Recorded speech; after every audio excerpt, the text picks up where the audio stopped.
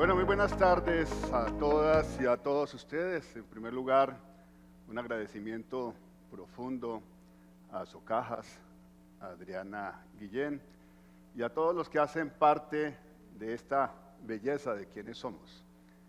Apenas llevo posicionado en ese cargo desde el 1 de septiembre y me he enamorado profundamente del mismo.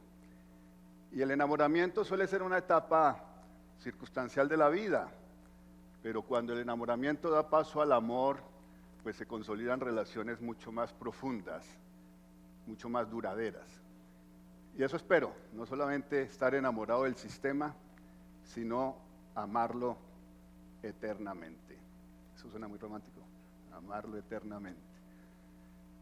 Estaba yo este sábado que pasó en la ciudad de Ostende, en Bélgica. Fui invitado un fin de semana a dar 2 conferencias en un festival que se llama Manifiesta. Estaba allí en una carpa, allí muy cerca del mar, donde venteaba mucho el mar. Se levantaba fuerte y soplaba la brisa y arrastraba la arena. Y en medio de ese escenario llegaron 2 jóvenes del Catatumbo, 2 chicas, que se hacen llamar las Motilonas Rap. Y las chicas empezaron a cantar, a hablar de su tierra, a hablar de sus víctimas, a hablar de la guerra, a hablar del amor, a hablar del dolor, a hablar de la esperanza, a rendirle homenajes a los defensores, a las defensoras de derechos humanos, a los líderes sociales. Y a mí, que no me gusta el rap, me fui dejando seducir por el canto de aquellas jóvenes y esa tienda se llenó.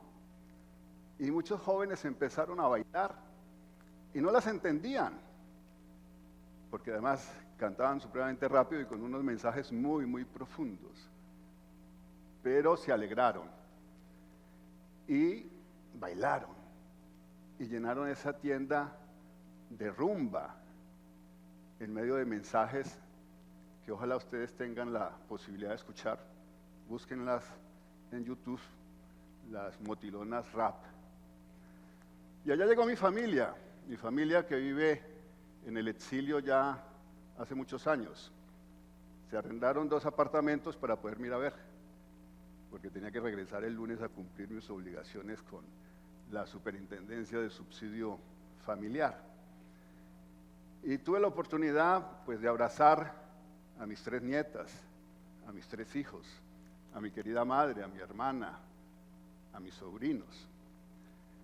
Y allí, abrazándome con mis hijas, la mayor fue invitada también a dar una conferencia al lado mío, sin que los organizadores supieran que ella era mi hija. Entonces, para mí fue muy emocionante escucharla, la primera vez que la escuchaba hablar en público, y entre otras cosas porque habla mejor que yo.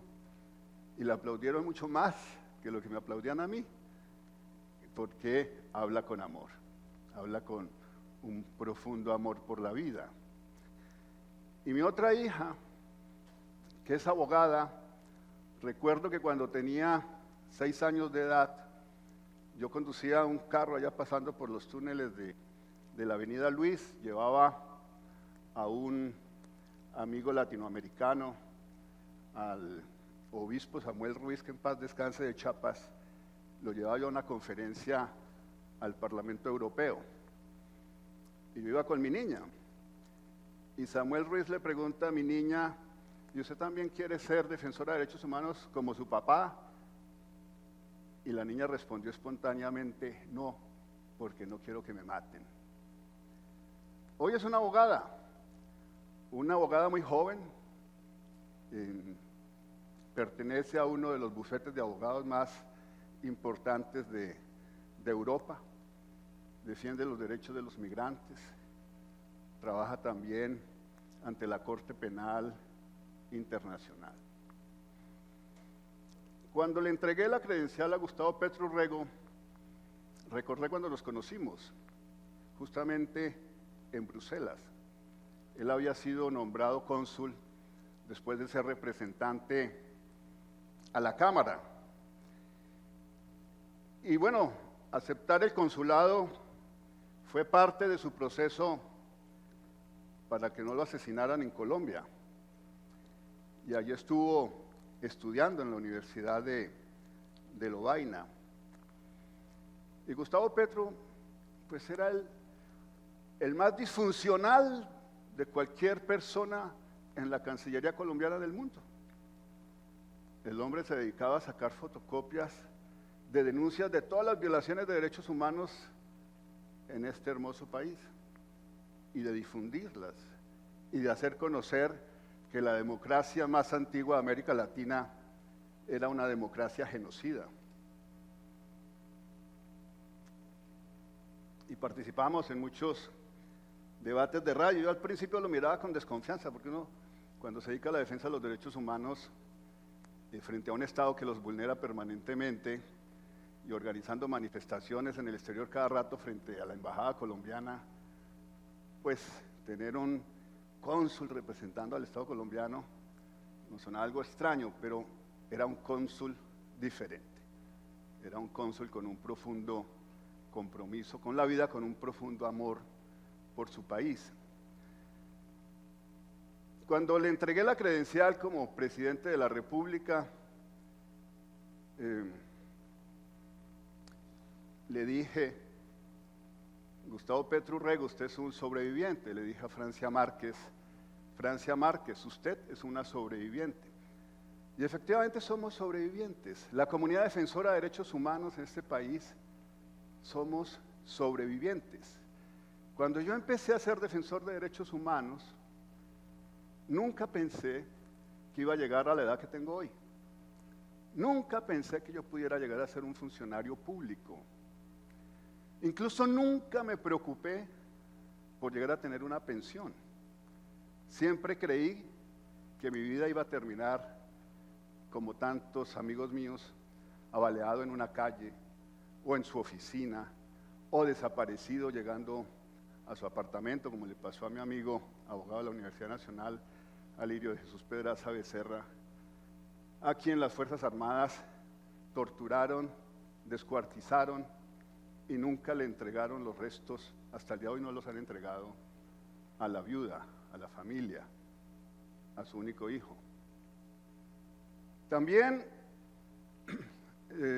tuve otro gran amigo mío, Josué Giraldo Cardona, quien llegó conmigo al Parlamento Europeo a hablar en una conferencia en febrero de 1995. Josué tenía que hablar de las relaciones entre la fuerza pública, las Fuerzas Armadas y el paramilitarismo, y en particular todas las relaciones profundamente perversas entre un señor que se llamó Víctor Carranza, los crímenes de Víctor Carranza, el desarrollo de grupos paramilitares del señor Víctor Carranza y cómo se movilizaba él en helicópteros del Ejército Nacional. Y yo tenía que hablar de todos los crímenes cometidos por esa cúpula militar que estaba sentado al lado mío en aquella conferencia en el Parlamento Europeo en Bélgica. Ese mismo día que yo intervine, amenazaron a mi esposa, amenazaron a mis hijos, mi pequeña hija que acaba de nacer, y mi esposa me llamó y me dijo: no quiero seguir viviendo en este país, te pido el favor de que me saques ya con mis hijos. Y ya nos habíamos desplazado internamente y tuve que sacarla del país. En las 2 semanas siguientes, con la ayuda de Amnistía Internacional, la Federación Internacional de Derechos Humanos, llegaron a Bruselas. Y empezamos a vivir en ese hermoso y pequeño país frío que ha sido muy generoso conmigo, con mi familia. Tengo un profundo amor por Bélgica, ese reino católico, capitalista, que es el corazón de Europa. Pues bien, cuando me dice el presidente Gustavo Petro Urrego y la ministra de Trabajo, yo nosotros queremos que usted sea el superintendente de subsidio familiar. Dije, bueno, está bien, asumo ese hermoso reto. Y entré a un mundo desconocido, pero desconocido y fantástico.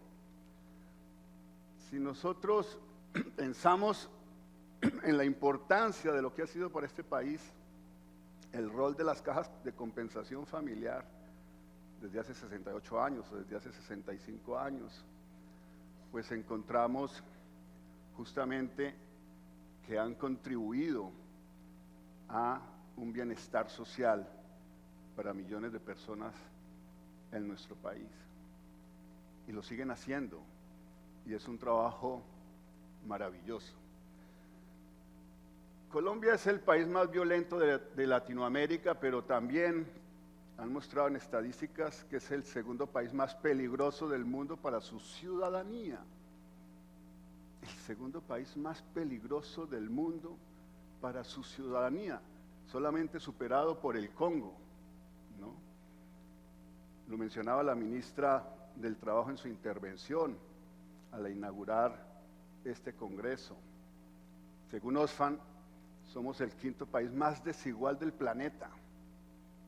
Somos el segundo país más desigual de América Latina. Bueno, y aquí ustedes ven otras cifras. 7 millones de personas que viven en situación de extrema pobreza. 58% del empleo en Colombia es informal. Aquí está nuestro querido antiguo director del DANE, que entregó cifras muy objetivas en un gobierno que yo cuestioné permanentemente, y uno de los pocos funcionarios a los que admiré fue a este hombre maravilloso que nos ha acompañado en este congreso.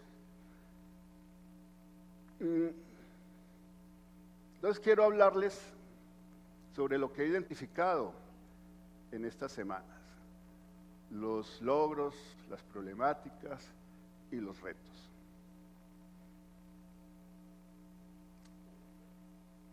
El funcionamiento del sistema de subsidio familiar.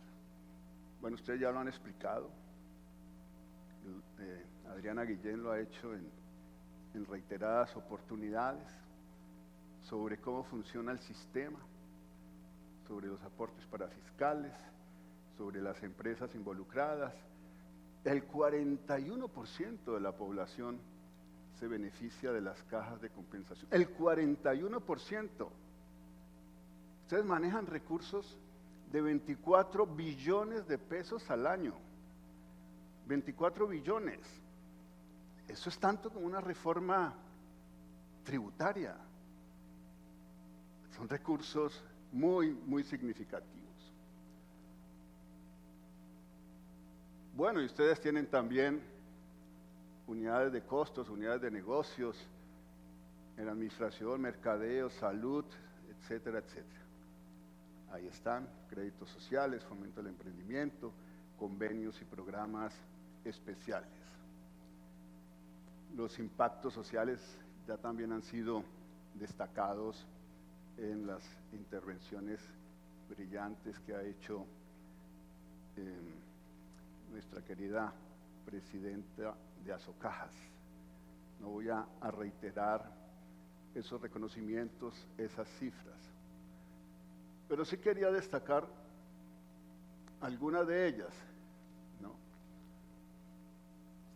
Miremos 1, 2, 3, la cuarta línea. 14.897.656 personas atendidos en los servicios de recreación y turismo. Estamos hablando de 192.220 cesantes que contaron con un auxilio económico. Estamos hablando de 2.625.323 estudiantes cubiertos en programas de diversas modalidades. Estamos hablando de programas de Foniñez, donde se asignaron 448.728 millones de pesos. todo eso es de aplaudir. Todo eso, más todo lo que hemos visto aquí, gracias Adriana por habernos lo permitido gozar como lo hemos gozado, de toda esta diversidad de pensamientos, de ideas, de mujeres extraordinarias, de hombres maravillosos, de hacernos despertar también el amor por la lectura, el amor por el arte, bueno, todo lo que las cajas de compensación han podido hacer sobre el particular es maravilloso. Pero permítanme hablarle de los problemas que he conocido. He conocido denuncias de hechos de corrupción, de intereses, no tanto intereses políticos, quise decir más bien intereses de la politiquería. La politiquería ha podrido este país, de personas que llegan a hacerse elegir, no porque quieran prestarle un servicio a las personas que le eligen o a las poblaciones que van a representar, se hacen elegir porque quieren llegar al Estado a robar, porque quieren apropiarse de los recursos públicos. Y esas personas durante más de 2 siglos le han hecho un profundo daño a Colombia. Y todas esas cifras de inequidad y todas esas cifras de violencia son el resultado de esa politiquería. Y por supuesto hay que interactuar con los políticos. Hay políticos muy decentes de todos los partidos políticos. Carlos Gaviria, nuestro maestro Carlos Gaviria, nos enseñó en sus disquisiciones sobre la ética y la política: si usted quiere hacer negocios, dedíquese a ser empresario. Si usted quiere hacerse millonario, dedíquese a ser empresario, pero no se meta a la política para hacer negocios. No importa el partido que profesen, no se metan a la política para hacer negocios. Y por supuesto, cuando uno conoce denuncias de que hay cajas de compensación familiar, de que utilizan su infraestructura, utilizan a sus trabajadores y a sus trabajadoras en campaña electoral para forzarlos a que tienen que votar por determinado candidato, o que no tienen contratos de respeto a los derechos laborales de los trabajadores, sino que mantienen contratos a término definido y los incrementan en época electoral, ese no es el fin de las cajas de compensación familiar. Para eso no se crearon. Están manejando recursos públicos, un patrimonio de los trabajadores y las trabajadoras de Colombia. Y no importa el color político que esté detrás, no importa la bandera partidista que esté detrás, no es que no debe suceder, no puede suceder. Y yo lucharé tanto contra la corrupción como contra esa forma de politiquería en el sistema. Y por supuesto aquí se ha invitado a honorables parlamentarios, representantes a la Cámara y senadores. Y he recibido a muchos de ellos. He tenido ya 52 reuniones desde que me posesioné como superintendente. Me he reunido con gobernadores, exgobernadores, representantes a la Cámara, senadores, sindicalistas. El anterior superintendente no recibía a ningún sindicalista y trataba con desprecio el propio sindicato de la superintendencia. Así que, bueno, este también es un mensaje para todas las cajas, insistiré en ello un poco más adelante, de respeto al derecho de asociación sindical, que es un derecho constitucional fundamental, además, con obligaciones que tiene el Estado colombiano frente a los convenios de la Organización Internacional del Trabajo. Bueno, recibimos denuncias de limitantes que hay para el acceso a los servicios de categoría A y B para los cuales se creó el sistema. Los que ganan 1 o 2 salarios mínimos, 3 o 4 salarios mínimos, que difícilmente pueden acceder a tener un subsidio para la vivienda. Algunos demandando ese subsidio durante años sin tener una respuesta de las cajas. O ustedes también pueden ver que hay tarifas diversas para que puedan acceder a los centros de recreación, que algunos tienen precios para comidas accesibles para esas familias trabajadoras, otras no tanto. Así que tendríamos que pensar con ustedes cómo garantizar un acceso universal e igualitario de todos los trabajadores y trabajadoras afiliados al sistema. Les decía también el problema de la tercerización laboral. Bueno, también lo tenemos en la superintendencia, ¿no? Aquí la presidenta del sindicato denunció ante la Procuraduría que en el último año electoral se hicieron más de 200 contrataciones. Y yo he pedido informes, porque además se los tengo que entregar a la Procuradora, informes de qué se hizo con esas 200 contrataciones. ¿Cuáles fueron los fines misionales? ¿Cuáles fueron los informes de actividades? Y no aparecen, no aparecen. Así que los responsables pues tendrán que responder disciplinariamente en relación con esa forma irregular de actuar contra los recursos públicos. Y yo les invito, sí, nos decía el director de Colsubsidio esta mañana, los trabajadores de las cajas pueden ascender a 100,000 empleos directos. De las 43 cajas, 100,000 empleos directos. Eso es muy importante para el país, muy importante. Pero por favor, no tercericen los servicios que deben prestar las cajas. Debemos crear trabajo digno, debemos crear trabajo decente, debemos tener relaciones de respeto para aquellos que acuden a la asociación sindical, que defienden los derechos de los trabajadores y trabajadoras en las cajas. Cuando pregunté cuántas organizaciones sindicales hay entre esos 100,000 trabajadores y trabajadoras del sistema, me han contestado que hay 28 y que son muy pequeños.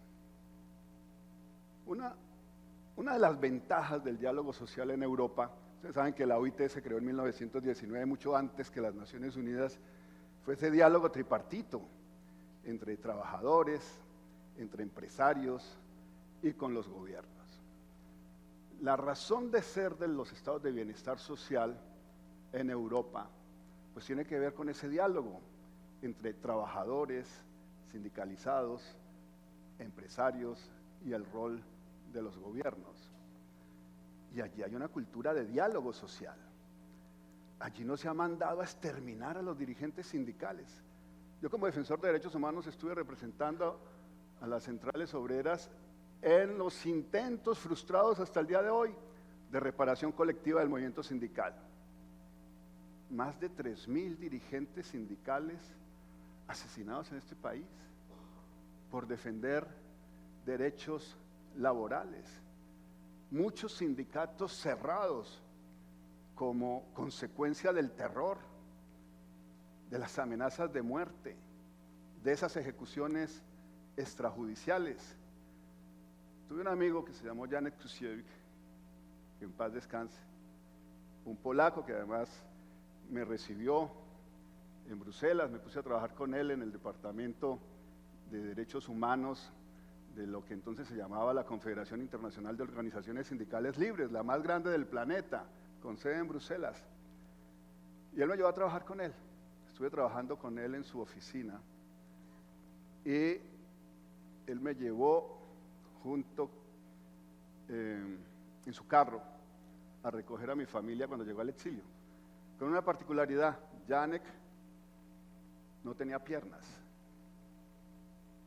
Janek tenía una discapacidad funcional desde pequeño, pero Janek hablaba 8 idiomas. Y hablaba el castellano como si hubiese nacido en Colombia. Y vino muchas veces a Colombia y él denunció en las instituciones europeas que en Colombia era más fácil armar una guerrilla que construir un sindicato. Le rindo homenaje a Janek Kusiewicz, a su memoria, por su solidaridad con los sindicalistas colombianos y su solidaridad con mi familia cuando llegué al exilio. Bien, el sistema tiene desequilibrios. Obviamente hay cajas muy grandes, cajas con mucho poder económico, cajas que generan mucho empleo, cajas que tienen muchos recursos y otras que tienen muy poco. Tendríamos que pensar cómo se puede crear solidaridad entre las cajas. ¿Cómo podríamos llegar a establecer esa cooperación horizontal que permita una mayor inversión social en los territorios? Y seguramente que habrá que hacer algunos cambios legales para que ello sea posible. Bueno, y de la superintendencia, pues nuestros procesos de inspección, control y vigilancia son insuficientes, pero no solamente son insuficientes, a menudo han estado mal hechos.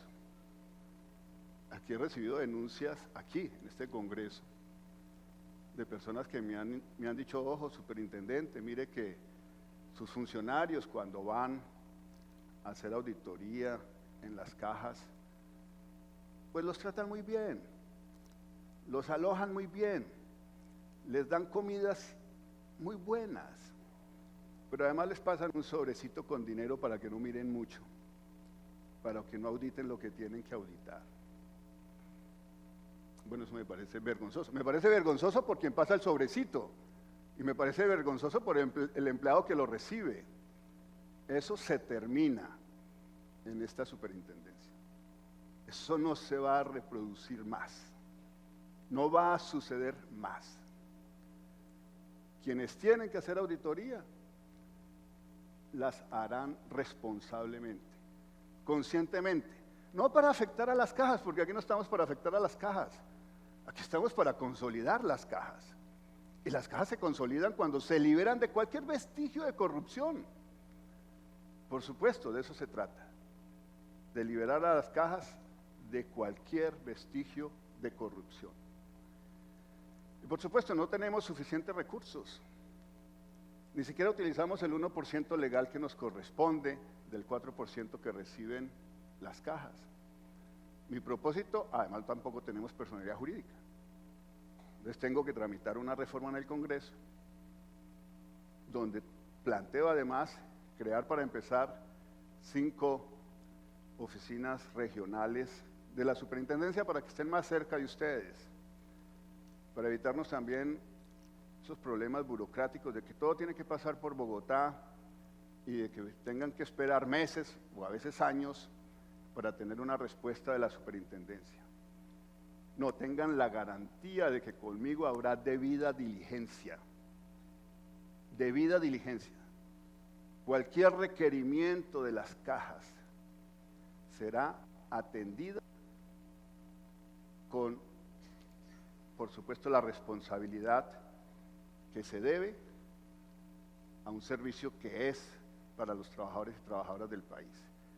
Y las demoras injustificadas, pues generan malestar entre ustedes, por supuesto. Pero a mí me molesta profundamente saber que a veces pasan 6 meses, 8 meses, 1 año o más, sin que se respondan a sus requerimientos. Eso no pasará más en esta superintendencia. Y somos pequeños, sí, pero como lo decía esta mañana, esta superintendencia será un gran poder moral, un gran poder ético, de la mano de todos sus trabajadores y trabajadoras, de la mano de ustedes, de las cajas, de la mano de los afiliados y afiliadas al sistema.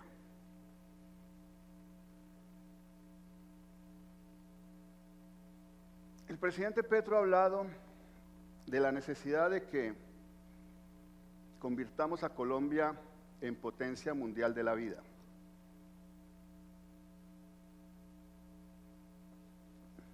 ¿Parece una utopía? parece algo irrealizable? ¿Convertir a nuestro país en potencia mundial de la vida? ¿Eso no les atrae a todos y a todos? Independientemente de que sea una propuesta gubernamental, es algo que debería atraernos con tal fuerza, con tal enamoramiento y ojalá amor, para lograrlo, convertir a Colombia en potencia mundial de la vida. Una vez estuve en el Bundestag alemán hablando justamente de la necesidad del apoyo del Estado alemán para los procesos de paz en nuestro país. Y un parlamentario conservador, de manera muy displicente, intervino al final de mi alocución para decir: no vamos a perder la plata en ese país. ¿Para qué vamos a gastar nuestra cooperación? Si ustedes son un país de mafiosos, de corruptos, de gente violenta, ustedes parecen por la naturaleza destinados a entrematarse indefinidamente. ¿Para qué perdemos la plata con ustedes?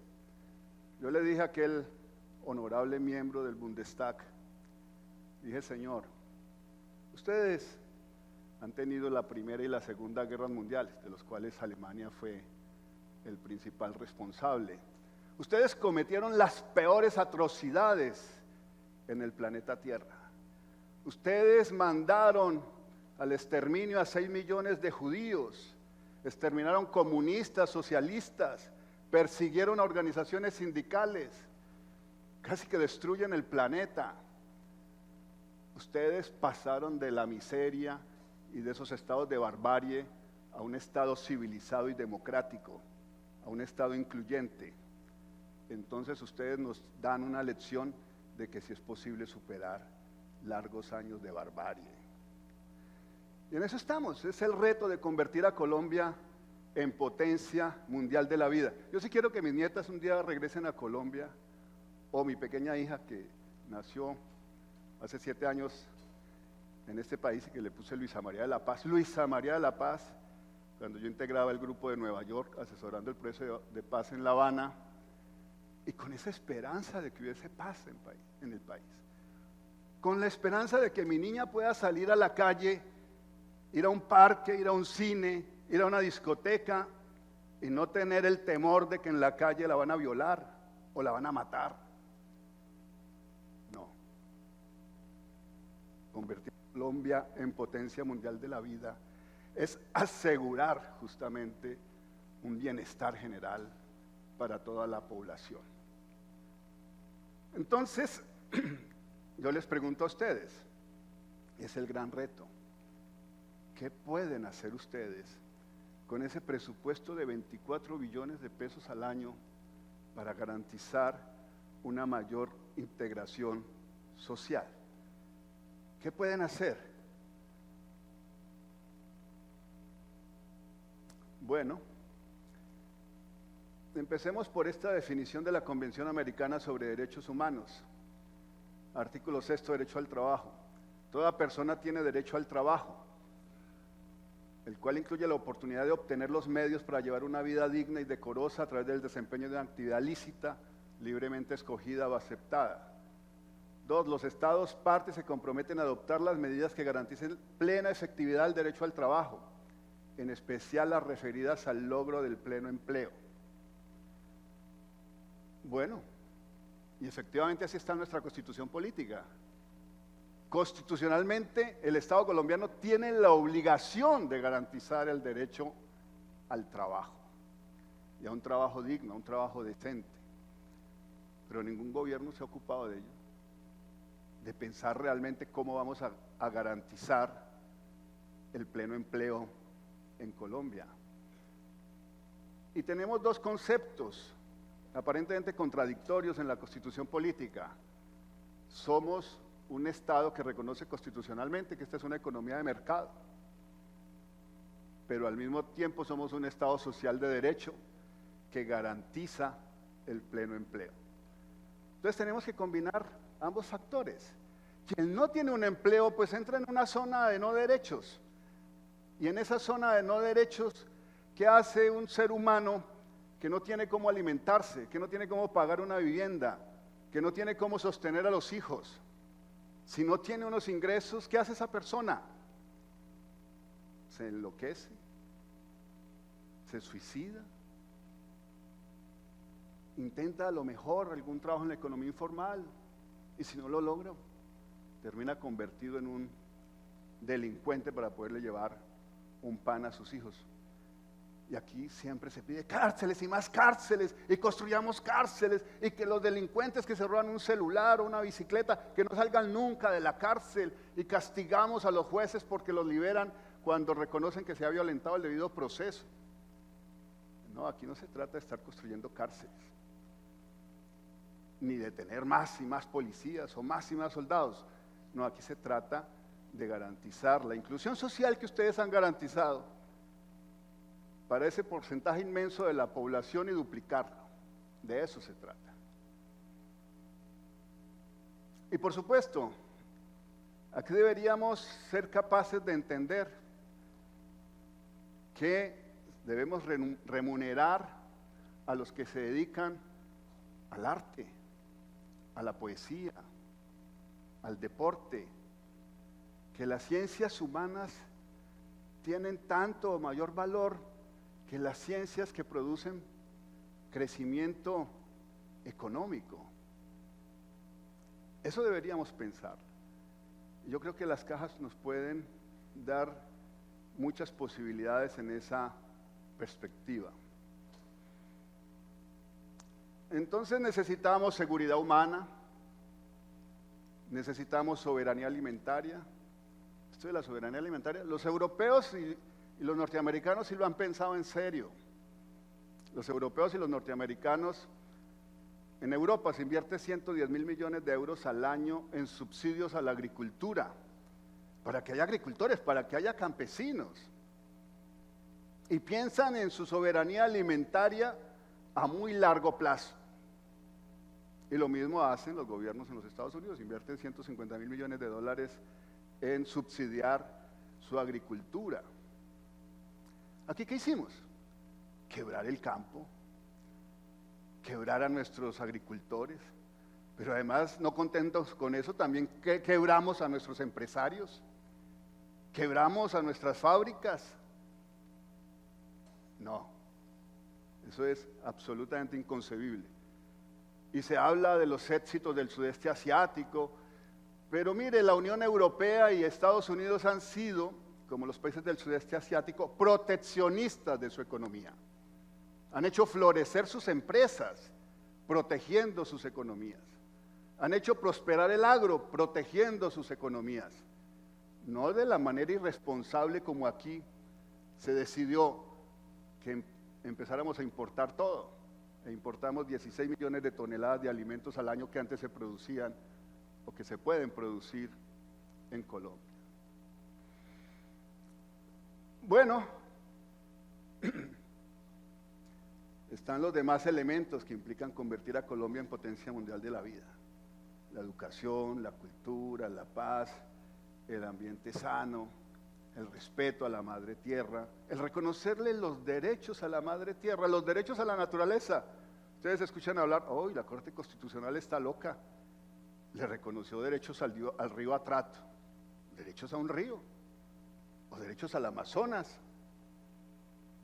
No, tenemos una inmensa responsabilidad en proteger la madre tierra.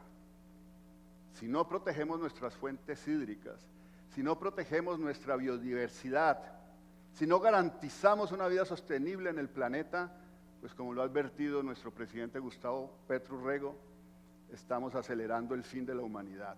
No ya siglos, estamos hablando de 50 años, 60 años. Y las guerras ya no serán por el petróleo, las guerras serán por el agua. Así que, por supuesto, hay que promover la inversión, hay que promover las empresas, pero eso implica que sean empresas que respeten el medio ambiente, que no contaminen más nuestros ríos, que no contaminen más nuestros mares, que no contaminen más nuestras lagunas. Es una responsabilidad enorme. Y terminaba esta filmina anterior con una frase de la que se han burlado mucho, de nuestra vicepresidenta Francia Márquez, vivir sabroso. Ella lo ha explicado y no la han escuchado. Ella ha dicho, vivir sabroso es que se respeten los derechos humanos, los derechos individuales, los derechos sociales, económicos, colectivos, culturales, que se respete el derecho a la paz, que se respete a los pueblos étnicos en sus derechos colectivos. Eso es vivir sabroso. Vivir con dignidad es vivir sabroso. Y por supuesto, somos uno de los países más alegres del mundo porque somos muy resilientes. Y hacer la fiesta, y bailemos, ¿cómo no? Bailemos como bailamos anoche al ritmo vallenato. Bailemos con la salsa, bailemos con el merengue, bailemos. Hagamos de este país una fiesta, pero una fiesta con fundamento en el respeto de los derechos de todos y de todas.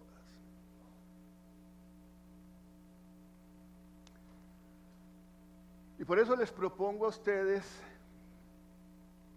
que pensemos cómo contribuimos a garantizar un derecho constitucional, el derecho a la paz. El derecho a la paz es un derecho y al mismo tiempo es una obligación social. Entonces yo les pido a ustedes que piensen cómo desde las cajas se puede potenciar ese amor por la vida, ese amor por comprender al otro, ese amor por escuchar, ese amor por aprender en la diversidad, en la riqueza del pluralismo y de la diferencia. Y tenemos que formar para la paz, formar para construir un Estado social de derecho, formar para crear ciudadanos y ciudadanas responsables desde la más tierna edad, desde el preescolar, desde la escuela, desde los colegios, en las universidades, educar para la paz y al mismo tiempo educar para los derechos humanos. El artículo 95 constitucional establece que todas las personas de ese país, todos los ciudadanos y ciudadanas de ese país, debemos defender los derechos humanos. Si así fuese, si hubiéramos cumplido con ese mandato constitucional, si millones de personas hubiésemos defendido los derechos humanos, las atrocidades que concretó en cifras de terror la Comisión de la Verdad, como lo dijo el padre Francisco de Rú, si no hubiese sido por esa indolencia general de la sociedad, si no fuese porque el Estado estaba ocupado también en cometer crímenes en lugar de prevenirlos, pues hubiésemos tenido una sociedad diferente hace ya varias décadas.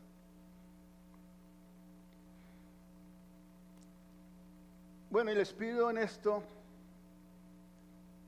la posibilidad de que ustedes contribuyan a la implementación del acuerdo de paz, al punto 1 del acuerdo de paz, a que se conozca además el acuerdo de paz y también el informe de la Comisión de la Verdad. Pero ¿qué pueden hacer ustedes en concreto?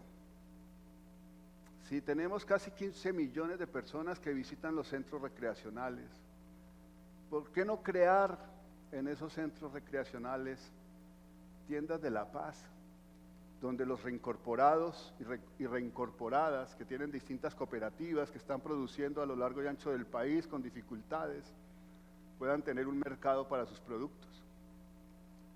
Y venden de todo, hacen de todo, con el acompañamiento que han tenido de las Naciones Unidas, de la Unión Europea. Pueden crearse esas tiendas de la paz en todos esos centros de recreación. Pero también les invito a que se pueda también apoyar directamente la compra de los productos campesinos, de que apoyen las tiendas campesinas.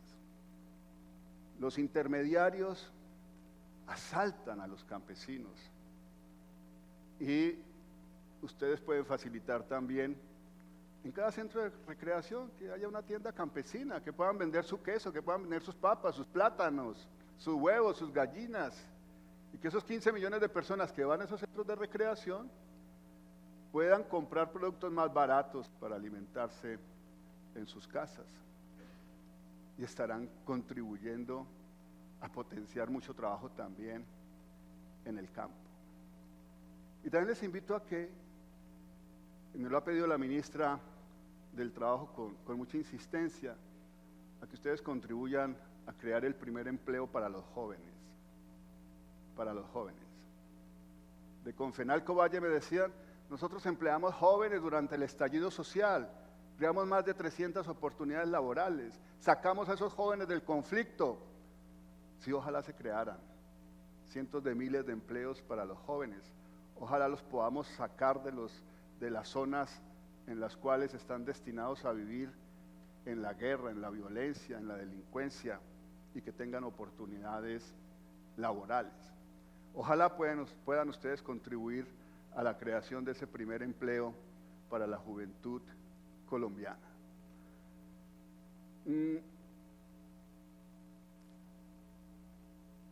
Bueno, y la capacitación, ya hemos hablado de ello. El gobierno ha dicho, lo ha dicho el presidente Petro, si sacamos a 100.000 jóvenes de la delincuencia, si les damos oportunidades de educación, de capacitación, pues tendremos la posibilidad de transformar este país. Entonces ya les he hablado de estos temas, de los mercados campesinos en los centros de recreación y en atención en general, pero también pensaba yo, ¿por qué no convertimos a Colombia en el país más hermoso del planeta? Bueno, todos fuimos a ver Encanto, ¿no? ¿Alguien no ha visto Encanto? No, fuimos a ver Encanto. A mis hijos les fascinó Encanto. Mi niña de 7 años se aprendió todas las canciones de Encanto. Quiso que la llevara 4 veces al cine y 4 veces la llevé a ver Encanto. Y es esa potencia, esa riqueza que tenemos. ¿Cómo logramos nosotros que efectivamente la humanidad entera se enamore de Colombia? ¿Cómo logramos potenciar ese turismo que sea ecológicamente sostenible, que sea socialmente incluyente, que sea étnicamente participativo? ¿Cómo lo logramos? No es difícil imaginarlo, es simplemente que hay que tener voluntad política y que hay que sentarse a pensar en el país realmente a largo plazo y no en relación con cada gobierno cada 4 años en las disputas electorales. Es pensar el país con seriedad a largo plazo.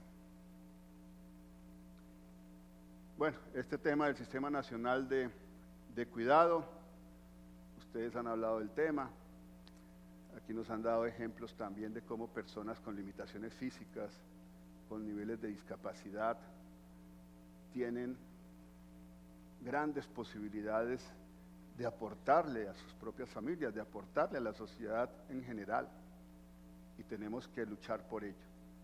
Tenemos que garantizarles a ellos también la oportunidad de tener un empleo remunerado. Hay que integrarlos a la economía, hay que integrarlos cada vez más también a la democracia. Estamos hablando de millones de personas, incluso muchas que quedaron minusválidas como consecuencia de la guerra, soldados y guerrilleros y población civil en general.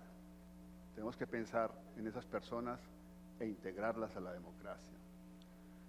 Y por supuesto ese Sistema Nacional del Cuidado implica también que pensemos las mujeres cuidadoras o las personas cuidadoras, pues las que se dedican al cuidado de la infancia, a las personas de la tercera edad y a atender a esas personas con diversidad funcional. Y cómo nosotros también les propongo, cómo nosotros integramos a nuestros pueblos indígenas, afrodescendientes, raizales, palenqueros, de manera mucho más participativa. ¿Cómo les damos garantías para que puedan acceder al sistema? ¿Cómo? Y tendremos que pensar cómo. Yo no tengo la respuesta, yo simplemente les dejo la inquietud para que encontremos, ojalá, una reflexión colectiva y unas apuestas colectivas en ese propósito. Bueno, ustedes han hablado también de la vivienda rural, también lo habló la ministra de la Vivienda, no voy a detenerme en ese aspecto, pero ciertamente hay que crear no 10.000 ni 20.000 viviendas en el sector rural, debemos crear cientos de miles de viviendas en el sector rural. Debemos lograr que los campesinos que abandonaron el agro para irse a las ciudades a engrosar los cinturones de miseria quieran regresar a cultivar. Ese es un empeño que debe concretarse a mediano plazo. Bueno, y lo de las mujeres, esta es una sociedad patriarcal, terriblemente violenta contra las mujeres. Yo les pido que hagan todo lo posible por desarrollar programas de capacitación, no solamente para mujeres, especialmente para los hombres, para superar esa cultura patriarcal y violenta, sexista contra las mujeres, para que tengan más posibilidades de participar en la representación política en democracia. Avanzamos un poco, llegamos casi al 30% en esta última elección al Congreso de la República, pero deberíamos tener al menos una representación en el Congreso del 50% de mujeres. Pero también conduciendo empresas. Aquí me alegra encontrar que conducen distintas cajas en el país y que por trabajo igual pues tengan igual salario. Bueno, esas son responsabilidades que tenemos que asumir colectivamente. Ya les he hablado de este tema, acabar con la tercerización laboral al interior del sistema.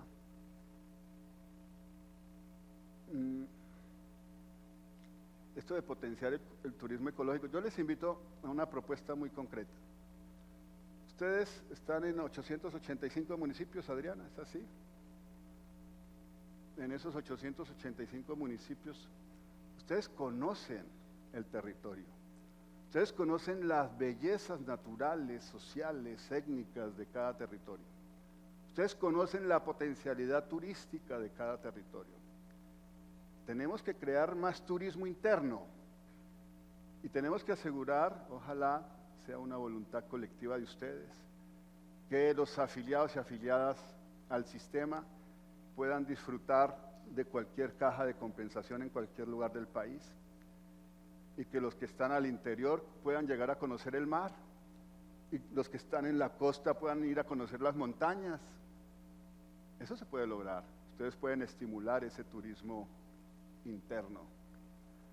Pero también el turismo internacional. Esta es una potencia extraordinaria. Yo fui 9 años secretario general de la Federación Internacional de Derechos Humanos con sede en París, que está cumpliendo 100 años de existencia, la más antigua organización de derechos humanos en el mundo. Tuve la oportunidad de hacer misiones en África, en Asia, en Europa Oriental, en Europa Central, en toda América Latina.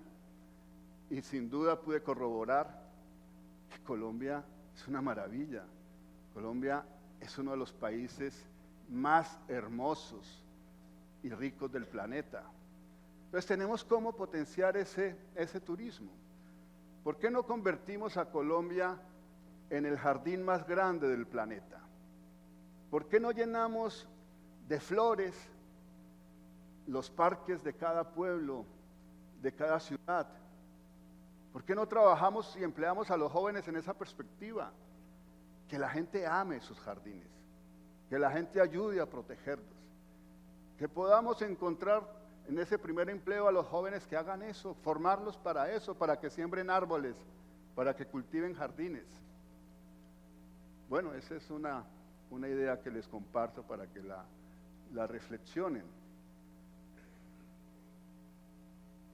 Bueno, ya les he hablado de los retos en torno a que esta entidad debe tener personería jurídica, esta entidad debe gastar el 1% que por ley le corresponde para que pueda funcionar, esta entidad debe descentralizarse, esta entidad debe dar respuestas oportunas y en derecho a todas sus solicitudes, y esta entidad va a estar concertando permanentemente con ustedes. A nadie le he negado ni le voy a negar la posibilidad de escucharles. Representen una caja pequeña o una caja grande, los recibiré con la misma dedicación y con el mismo interés. Las puertas de la superintendencia están abiertas para todas y todos ustedes. Y les digo ya terminando, este es mi último mensaje. Una sociedad que crece económicamente para servir a las leyes de oferta y demanda, pero olvida hacer crecer su capital humano y cultural, no es una sociedad viable. Y eso es lo que le pasa a la humanidad. Eso es lo que nos pasa en este país. Si nosotros no entendemos que el capital humano debe tener la misma o más importancia que el capital para la producción económica, si no lo comprendemos, estamos haciendo inviable cualquier sociedad, estamos haciendo inviable este país. Y ese es el inmenso reto, que ustedes que han contribuido a ese capital humano puedan aprovechar esos 24 billones de pesos que manejan anualmente para garantizar que ese capital humano crezca, que ese capital social se multiplique, que las cajas se fortalezcan en la dignidad mayor de sus trabajadores y de sus trabajadoras. Ese es mi mensaje. Es un mensaje de amor, es un mensaje de fuerza, es un mensaje de esperanza. Como lo dije esta mañana a los directores y directoras de las cajas, en mí pueden encontrar a un gran amigo y siempre estaré dispuesto a apoyarles porque mi compromiso es contribuir al fortalecimiento de todas las cajas porque son indispensables para el bienestar de Colombia, para la paz de Colombia, para convertir a Colombia en potencia mundial de la vida, para convertir a Colombia en el país más bello del planeta, para convertir a Colombia en un país justo, incluyente, participativo, democrático. Muchísimas gracias.